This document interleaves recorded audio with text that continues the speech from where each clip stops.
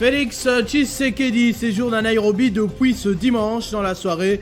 Il a rejoint, puis a été rejoint par d'autres chefs d'État et de gouvernement de l'EAC, conviés par Uhuru Kenyatta sur la situation sécuritaire dans l'est de la RDC. Pendant ce temps au pays, les leaders d'opinion, toutes tendances confondues, appellent la population à ne pas tomber dans le piège de l'ennemi. Les autorités appellent à bannir tout discours de la haine envers telle ou telle autre communauté. La dent de Lumumba a été rendue à sa famille dans un cercueil ce lundi à Bruxelles, devant un parterre des autorités dans 2 pays. Elle reposera au mausolée fin prêt aménagé sous sa statue à Kinshasa, Limete. Depuis plusieurs mois, les habitants dans des quartiers de la commune de Makala vivent dans le noir. La SNEL, qui est aux abonnés absents pour la desserte en énergie, a parfois le toupet d'envoyer des factures à la population, qui a exprimé son ras-le-bol à notre équipe. Mesdames et messieurs, bonjour. Le 3e conclave des chefs d'État de la communauté de l'Afrique de l'Est s'ouvre ce lundi à Nairobi au Kenya, en présence du chef de l'État Félix Tshisekedi qui séjourne depuis dimanche dans la soirée. Cet important sommet qui va se pencher sur la situation sécuritaire dans l'Est du pays connaîtra également la participation de plusieurs chefs d'État de la région.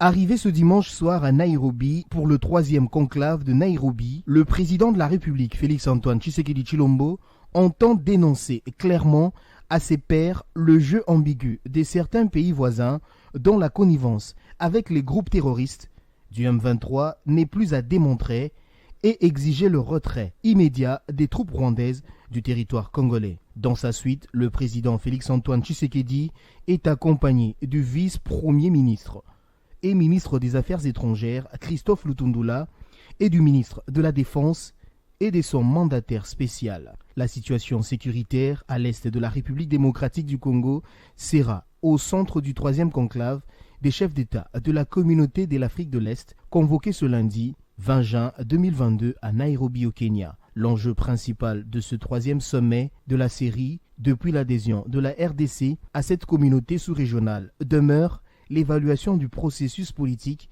de Nairobi depuis le dernier conclave d'avril et la composition de la force militaire régionale. Les propositions des 7 chefs d'État attendus à Nairobi sont entre autres Uhuru Kenyatta du Kenya, Yoweri Museveni de l'Ouganda, Paul Kagame du Rwanda, Salva Kiir du Sud-Soudan, Evariste Ndayishimiye du Burundi, Samia Suluhu de la Tanzanie et Félix Antoine Tshisekedi auront un conclave à huis clos pour statuer sur la suite des événements. Escalade entre Kinshasa et Kigali, Félix Tshisekedi et Paul Kagame se retrouvent pour la première fois au Kenya sous les auspices du président de l'Union des États d'Afrique de l'Est, Uhuru Kenyatta. Ils sont en compagnie, comme on vient de le dire dans cet élément, d'autres chefs d'État comme Yoweri Museveni qui a fait le déplacement dans la matinée. Le vice-premier ministre des Affaires étrangères, également dans la suite du président de la République à Nairobi, a bien avant cela poursuivi le combat sur le plan diplomatique. Christophe Lutundula a reçu des diplomates tels que de la CIRGL pour informer de la situation de l'Est du pays perturbée par l'agression rwandaise. La voix de la République démocratique du Congo doit être entendue. Le front diplomatique se poursuit aux affaires étrangères. Les ambassadeurs des pays membres des organisations sous-régionales ont été reçus par le chef de la diplomatie Christophe Lutundula. Il s'agit de la SADC, la CIRGL. Le message du gouvernement congolais est clair et doit être transmis à chacun des pays ici représentés. Respecter les accords de Nairobi, soutenir le président Uhuru Kenyatta pour faire aboutir les processus de Malabo et le président Joao Lourenço afin qu'il enlève l'épine que le Rwanda vient de planter dans les processus et que les institutions africaines incitent tous les pays de la région des Grands Lacs à s'inscrire dans la dynamique de la paix. Tous les partenaires traditionnels de l'Afrique soutiennent ces processus. Avec le Rwanda, cette fois-ci que ce soit de vraies discussions, il y a quelques exigences. Exigence dans le sens de conditions qui permettent le vrai dialogue. C'est d'abord que le Rwanda se retire, que le fameux M23 dégage les localités occupées et puis qu'avec le Rwanda, ils ont déclenché ces attaques militaires. Le doyen des ambassadeurs a remercié le vice-premier ministre, ministre des Affaires étrangères, pour cette initiative et lui a promis de transmettre fidèlement et directement cette communication à leurs pays respectifs. Si toute guerre finit toujours par la négociation, il est judicieux de commencer par là pour éviter la guerre. La guerre, si elle a déjà ouvertement lieu, se joue également sur le plan médiatique, un aspect visiblement mieux compris par le voisin rwandais que congolais qui a failli en fin de semaine dernière tomber dans le piège de l'ennemi en agissant sous la colère des autorités, gouvernements, églises, leaders politiques et d'opinion, en commençant par le président de la République lui-même, ont tout de suite lancé des appels au retour au bon sens. C'est une vidéo d'un groupe des jeunes dans un moment d'égarement bien qu'inoffensif qui a donné du blé à moudre aux ennemis de la RDC qui visiblement ont un plan bien établi. Les organismes internationaux, plutôt taiseux depuis les débuts de l'agression rwandaise, ont fini par délier leur langue sur la question. Le porte-parole du gouvernement en premier a recadré cette réaction en confiant que les services compétents, notamment les forces de l'ordre, sont déjà en action pour retrouver les auteurs de cette mésaventure afin de les faire subir la rigueur de la loi. Dans la soirée du dimanche, le vice-premier ministre de l'Intérieur est revenu sur les sujets en des termes plus clairs et des avertissements pour les récidivistes. Je demande à tous les partis politiques de dire à leurs membres qu'à partir d'aujourd'hui, personne n'a le droit de porter sur elle une tenue ou tout autre élément qui apparente à la tenue des militaires ou des policiers. L'Église catholique, des députés nationaux ou autres leaders d'opinion s'étant également exprimés sur la question, rappelant l'hospitalité légendaire du peuple congolais, mais aussi sa mosaïque jamais perturbée. Le prix Nobel de la paix, Denis Mukwege, parmi eux, a demandé aux responsables des partis politiques de faire plus attention. Tozana basoda, batika basoda bakende na bitumba. Bosambela bango, botindela bango biloko ya kolia, soutenir ata na ba famille na bango, soki bazui ba nouvelle ke ba famille na bango baza na kan kokolo, baza na kan chachi. Bozoela bango biloko ya kolia, soutenir bango. Ngana kanisi bango na front ba koyeba ke ata toza na front, mais tomoni ke ba citoyen bazo kipe ba famille na biso. Dans un communiqué de FARDC rendu public dimanche également, le général-major Léon Kasonga, porte-parole de l'armée, a dénoncé une ruse de l'ennemi, une mesquinerie démoniaque de Kigali tentant de salir l'image de la RDC sur le plan international. Au Maniema, le calme est revenu dans la cité de Kalima où la tension a été vive après une confusion des jeunes gens ayant conduit à des actes de violence. Ce dimanche 19 juin, une délégation, avec à sa tête le gouverneur Idrissa Mangala, s'est rendue sur place pour s'enquérir de la situation et rétablir l'ordre public. Informé de la situation, le gouverneur ad intérim du Maniema, Idrissa Mangala, et deux membres du conseil provincial de sécurité ont été accueillis chaleureusement par la population à la cité minière de Kalima. Devant la foule, le chef de l'exécutif provincial du Maniema a lancé un message de paix. La situation est un peu maîtrisée, même s'il y a des postes de résistance. Ceux qui mènent la guerre sont bien identifiés, ce sont des militaires, ce ne sont pas des bouviers. S'il y a infiltration dans le groupe des bouviers, s'ils sont identifiés, la population ne doit pas se rendre justice. Après son discours, une réunion du conseil local de sécurité a été tenue, à l'issue de laquelle des mesures ont été prises pour assurer la sécurité dans cette partie de la province. Nous venons d'arrêter des mesures très drastiques. Le couvre-feu va commencer dès 20h jusqu'à 5h du matin. Alors, nous demandons à la population de rester à la maison à partir de 20h jusqu'à 5h du matin. Toute personne qu'on trouvera en circulation pendant les heures du couvre-feu, on va l'arrêter. Rappelons par ailleurs que cette situation est arrivée suite à l'agression rwandaise dont fait l'objet la République démocratique du Congo et que les discours de haine se multiplient partout à travers la République démocratique du Congo. Dans une sobre cérémonie diffusée en direct sur les antennes de la chaîne nationale, le gouvernement belge a officiellement rendu la dent retrouvée de Patrice Emery Lumumba à sa famille et au gouvernement congolais. Pour la première fois depuis sa disparition ce 30 juin, il fêtera la commémoration de l'indépendance pour laquelle il a donné sa vie parmi les siens.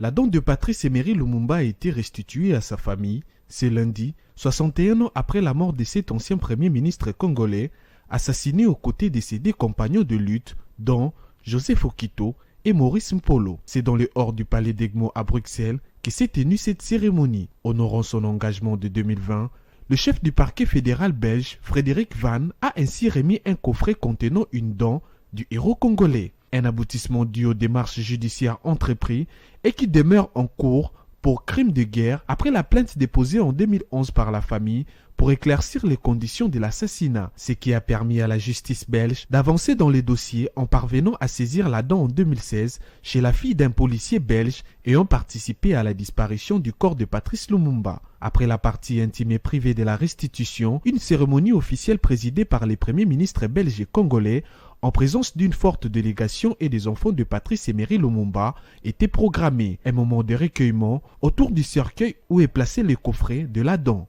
Le cercueil a été acheminé dans la cour d'honneur où il a été revêtu du drapeau congolais au retentissement des hymnes nationaux de deux pays interprétés par la musique royale belge.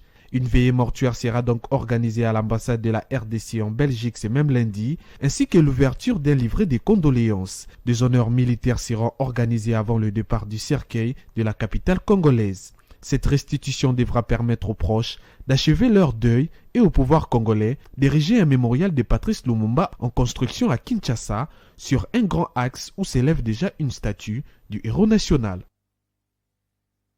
L'association sans but lucratif Mouvement Les Leaders d'État a procédé à la première édition des remises des brevets aux apprenants ayant suivi la formation en hôtellerie et fabrication des désinfectants maison. La cérémonie a eu lieu dimanche dans la salle d'antenne au quartier Kanluka. Plus d'une cinquantaine de lauréats ayant suivi la formation en hôtellerie et fabrication des bactéroles depuis plus de 5 mois ont reçu ce dimanche leur brevet d'aptitude professionnelle. Une initiative du mouvement Les Leaders d'État dirigée par son coordonnateur Farouk Maoumbala. Une activité qui a coïncidé avec la sortie officielle de ce mouvement qui a pour mission l'amélioration de la vie sociale des Congolais. En fait, le mouvement des leaders d'État, c'est un mouvement de jeunes mis en place pour essayer de faire améliorer les conditions socio-économiques de nos concitoyens. Par là, nous avons choisi de travailler sur l'encadrement de la jeunesse par des formations de métiers. Une occasion pour les notables de Kanluka de consacrer leur fils en lui remettant une chasse-mouche, symbole du pouvoir. Pour le formateur Junior Ilenda, qui est également membre cofondateur de cette ASBL, la formation est gratuite et pour tous dans plusieurs disciplines. Madame Mami Mwando, invitée pour la circonstance, a été la première à remettre les brevets aux apprenants en fabrication de bactéroles avant que le comité du mouvement, les leaders d'État, le fasse aussi pour les lauréats en hôtellerie qui deviennent aujourd'hui utile pour la société. C'est dans ce cadre qu'une caravane a été organisée à cet effet. Il faut donc signaler aussi l'appui de la fondation Nicole Boachia et le parti politique Kopako de John Koudia pour la réussite de cette activité. La commune de Makala ou la vallée des ténèbres, la population hésite pour trouver la véritable dénomination de ce coin sans électricité où elle vit depuis des mois, des années en vérité.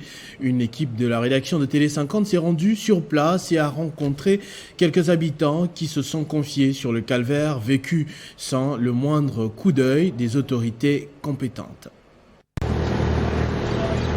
On n'exagérait pas en désignant cette situation comme une maladie incurable. Depuis des décennies, plusieurs communes peinent sérieusement à avoir de l'électricité à Kinshasa.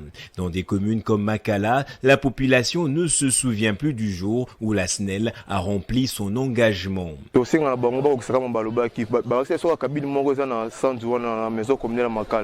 Mais courant de vandaté car pas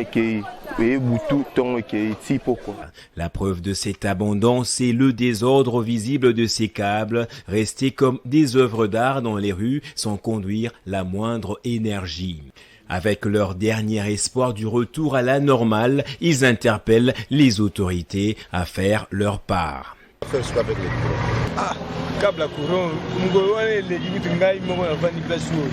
câble mère, petit canon, dans même dans une action macale, sur une dame de pour place ou à la gare. Câble mère cause à abouiller, câble mère faut à la bon maman, oh, biso câble mère à gali pour donc, là, mon atina, ouais, à snelté.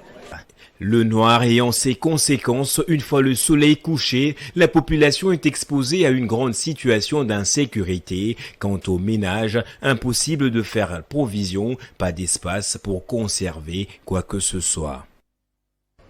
Un reportage de Habiba Massoudi rendu par Gaëtan Koubaboranzi. Autre chose dans le continent, des terroristes criminels ont assassiné samedi au moins 20 civils dans plusieurs hameaux dans la commune d'Anchouaj, à quelques dizaines de kilomètres au nord de Gao.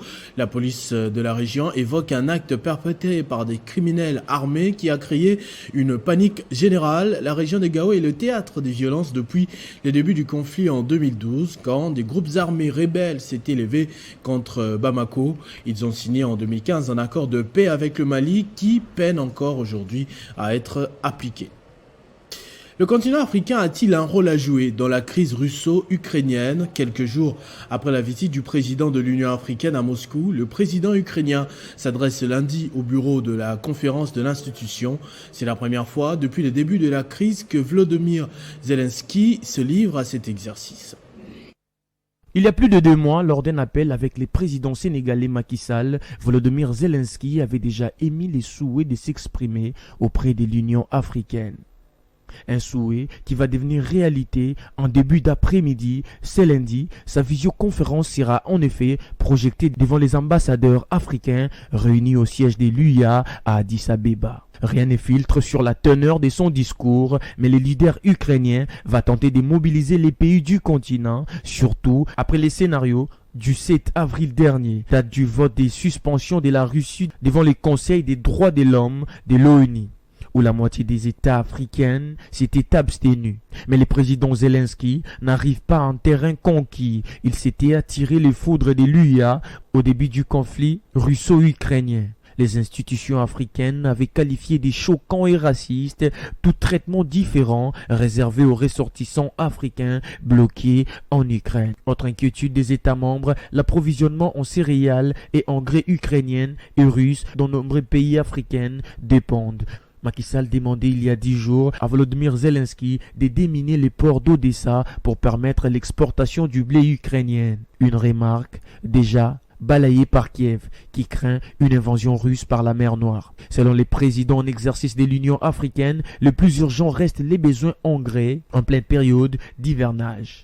A encore rappelé ce week-end Macky Sall, les terres doivent être fertiles sans quoi les récoltes seront maigres et la sécurité alimentaire sera menacée. Les présidents du Sénégal et de l'Union africaine parlent même d'une famine très sérieuse qui pourrait déstabiliser les continents. Dans la foulée de l'allocution du président ukrainien, le président Macky Sall doit présenter à l'Union africaine les rapports de sa visite en Russie où il s'était publiquement dit rassuré après sa rencontre avec Vladimir Poutine. En sport, les États généraux seront organisés bientôt pour essayer de redresser les choses. C'est la mission assignée à Serge Condé par le président de la République vendredi dernier lors du Conseil de ministres, soit un jour avant la cérémonie de la nuit du football africain qui a beaucoup fait parler d'elle ce week-end. En football, le go de la Coupe du Congo, messieurs, a été donné hier à Kinshasa. On en parle. Comme tous les lundis, on ne trahira pas à la tradition avec Christian Bokaya de l'autre côté du plateau. Bonjour et bienvenue, Christian. Bonjour Christopher, merci. D'abord, sport et développement, c'était cela le thème de cette nuit du football africain organisée à Kinshasa ce samedi. Bien évidemment, Christopher, cette activité qui réunit les experts de football du continent depuis plusieurs années maintenant a vécu à Kinshasa et ces experts ont crevé l'abcès sur la situation du continent puisque l'Afrique n'est fait que du surplace dans plusieurs domaines.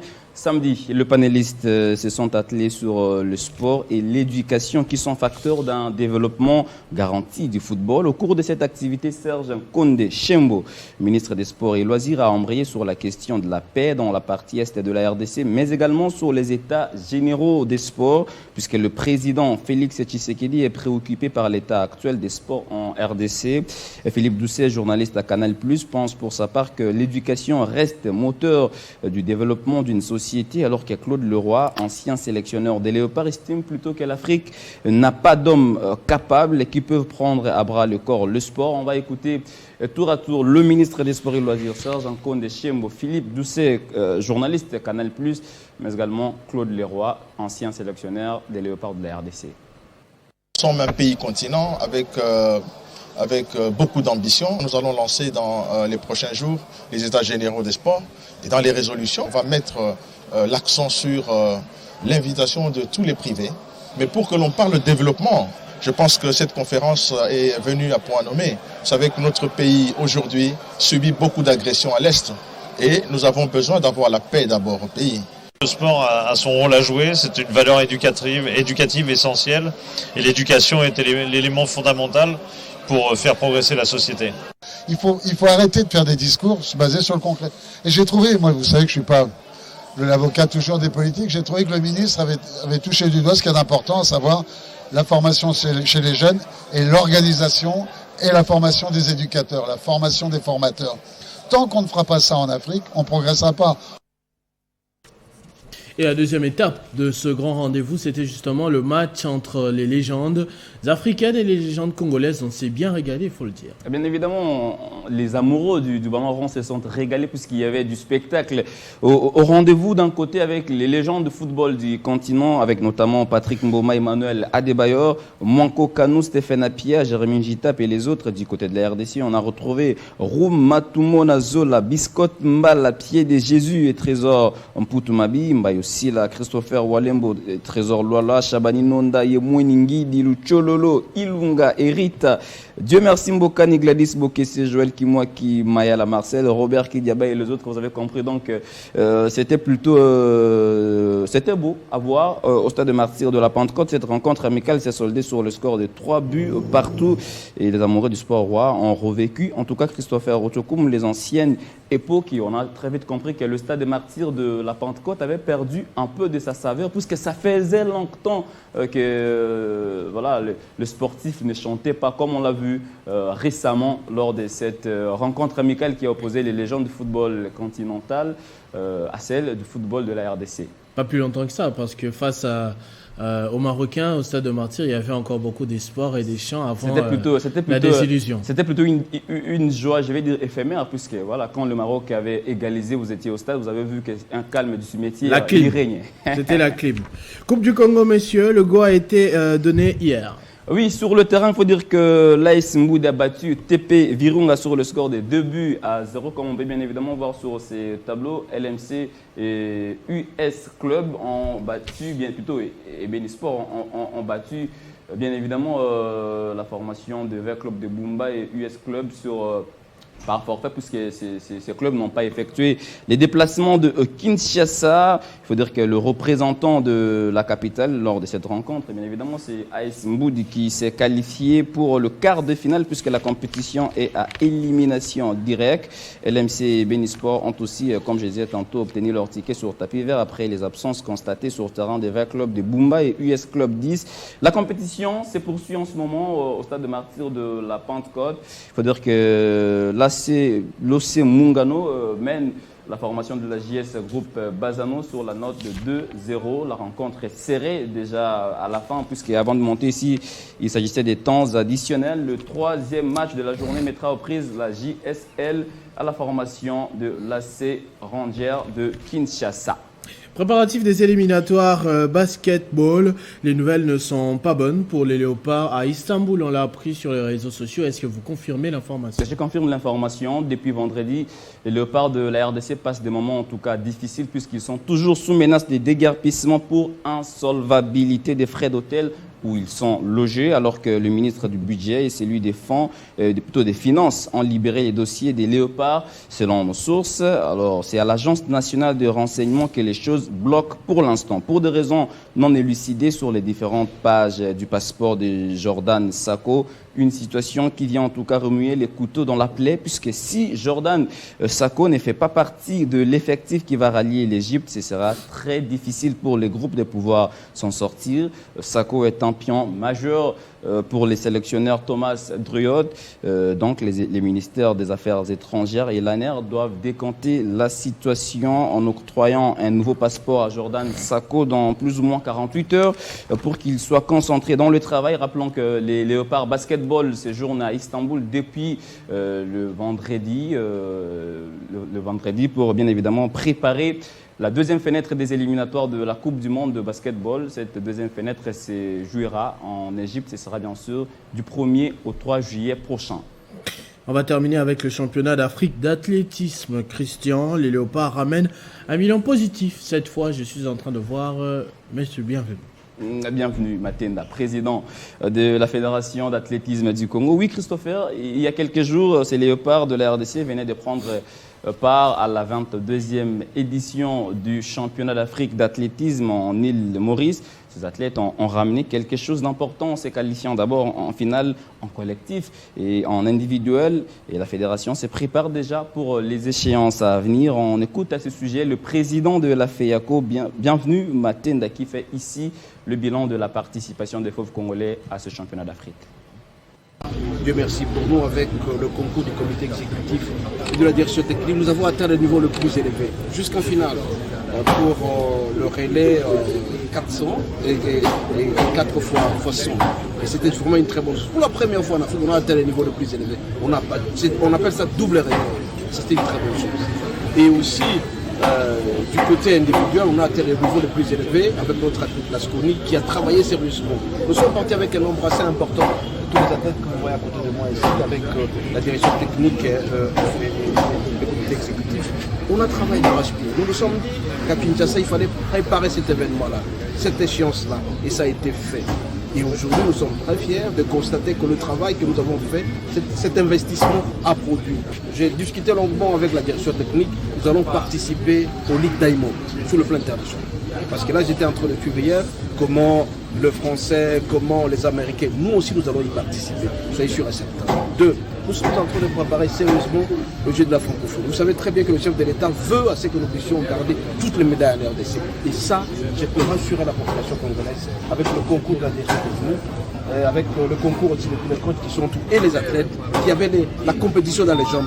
Les médailles vont rester à Kinshasa. Merci beaucoup, Christian, pour toutes ces informations sportives. C'est moi qui vous remercie, Christopher Ochoko. Vous l'avez compris, ce journal est terminé. Je vous rappelle tout de suite les principaux titres. Félix Tshisekedi séjourne à Nairobi depuis ce dimanche dans la soirée. Il a été rejoint par d'autres chefs d'État et de gouvernement de l'EAC conviés par Uhuru Kenyatta sur la situation sécuritaire dans l'est du pays. Pendant ce temps, au pays, les leaders d'opinion, toutes tendances confondues, appellent la population à ne pas tomber dans les pièges de l'ennemi. Les autorités appellent à bannir tout discours de la haine envers telle ou telle autre communauté. La dent de Lumumba a été rendue à sa famille dans un cercueil ce lundi à Bruxelles devant un parterre des autorités des deux pays. Elle reposera au mausolée fin prêt aménagé sous sa statue à Kinshasa Limité. Depuis plusieurs mois, les habitants dans des quartiers de la commune de Makala vivent dans le noir. Vous avez suivi dans ce journal les abonnés qui se plaignent sur le fait que la SNEL, qui est aux abonnés absents pour la desserte en énergie, a parfois le toupet d'envoyer des factures à la population.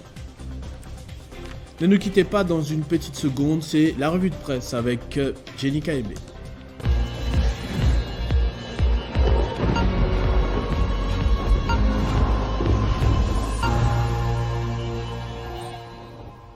Deux sujets pour la revue de presse de Jenny Kayembe ce lundi, à qui je vais dire bonjour et bienvenue. Bonjour Christopher Ochokoum, bonjour à tous. D'abord, ce soutien au FARDC, le gouvernement interdit le port des tenues assimilables à celles de l'armée et de la police. Ce n'est pas le cas pour vous ce lundi.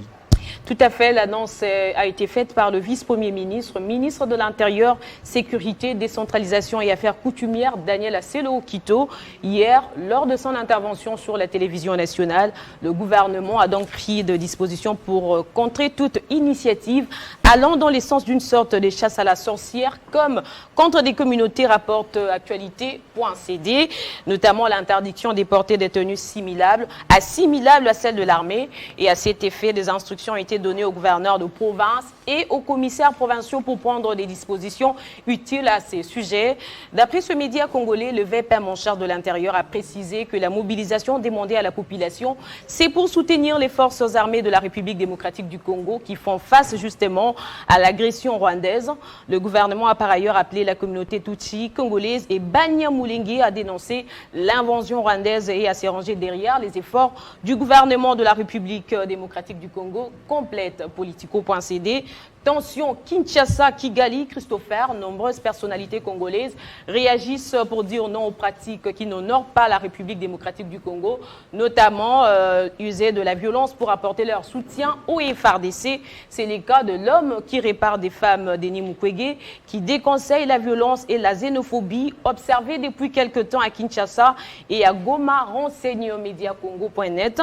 L'autre réaction, c'est celle de l'ancien vice-président Jean-Pierre Bemba, dont le gouvernement 1+4 qui affirme que les incitations à la haine et les actions commises à l'encontre de la population sur la base de l'apparence physique et l'ethnicité sont déplorables. Il a par ailleurs appelé ainsi ses compatriotes congolais de ne pas se tromper d'adversaire selon nos confrères de Politico.cd. Et de son côté, l'armée dénonce ce qu'elle qualifie d'une mesquinerie démoniaque que Kigali veut attribuer à la population congolaise, note Politico.cd. D'après le général-major Léon Richard Kassonga Chibangu, l'objectif est de tromper et d'entraîner ainsi une partie de la population congolaise à tomber dans les pièges des stigmatisations, faisant ainsi le jeu de l'ennemi. En dépit de ces allégations, les forces armées de la République démocratique du Congo ont réitéré leur détermination de respecter leur serment, celui de protéger l'intégrité territoriale du pays jusqu'au sacrifice suprême, conclut les sites. Terminons avec la réaction de l'ancien premier ministre congolais, Adolphe Muzito, qui préconise la construction d'un mur entre la RDC et le Rwanda, ajoute c'est sur cette.cd. Un mur qui va coûter 506 millions de dollars, comme on peut le voir sur cette capture d'écran, en raison de 2,3 millions par kilomètre. Oui, tout à fait, c'est juste une proposition. La dépouille de Patrice Emery Lumumba est remise ce lundi à sa famille. Effectivement, la cérémonie s'est déroulée en présence de sa famille, des autorités belges ainsi que des autorités congolaises. C'est une grande victoire après plusieurs années d'attente. Radio France Internationale rapporte pour sa part qu'il s'agit d'une dent conservée par l'un des policiers belges qui avait été chargé de faire disparaître toute trace de Patrice Emery Lumumba.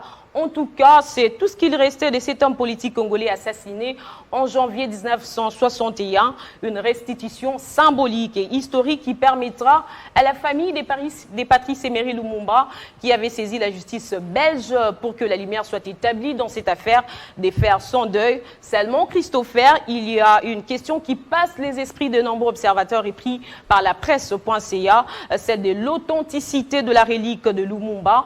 Nombreux se demandent si elle est authentique. À ces sujets, ce média en ligne estime que c'est un mystère, puisque aucun test d'ADN n'a été effectué à ces jours. Et pour la Belgique, s'il n'y a pas eu des tests d'ADN avec la dent, c'était pour éviter qu'elle soit brisée en morceaux, rapporte Libération.fr. Merci beaucoup, Jenny Kayembe, pour cette revue de presse. Merci à vous autres. À tous et à toutes également. Merci de votre attention soutenue. Restez fidèles au programme de votre chaîne Télé 50. Vivez heureux, vivez 100 ans, mesdames et messieurs.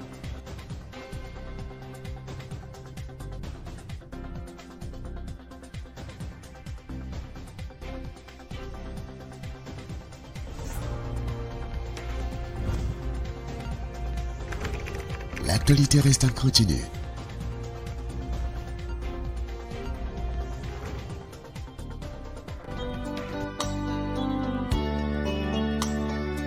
Communiqué nécrologique. La famille Monzala a la profonde douleur d'annoncer aux amis et connaissances, ressortissants du territoire de Boudjala en général, et ceux d'Akoula en particulier, le décès de son père, grand-père et oncle, Mozart Monzala Moza Zebo, survenu mardi 14 juin 2022 à Guémena, des suites d'une courte maladie. L'enterrement de l'ancien chef du groupement d'Akoula interviendra mercredi 22 juin 2022 à Guémena, chef-lieu de la province du Sud-Ubangi. À Kinshasa, la vie mortuaire sera organisée mardi 21 juin à Matongé sur l'avenue Djolou numéro 19 dans la commune de Kalamou. Ces communiqués tient lieu de faire part. Que j'ignore encore.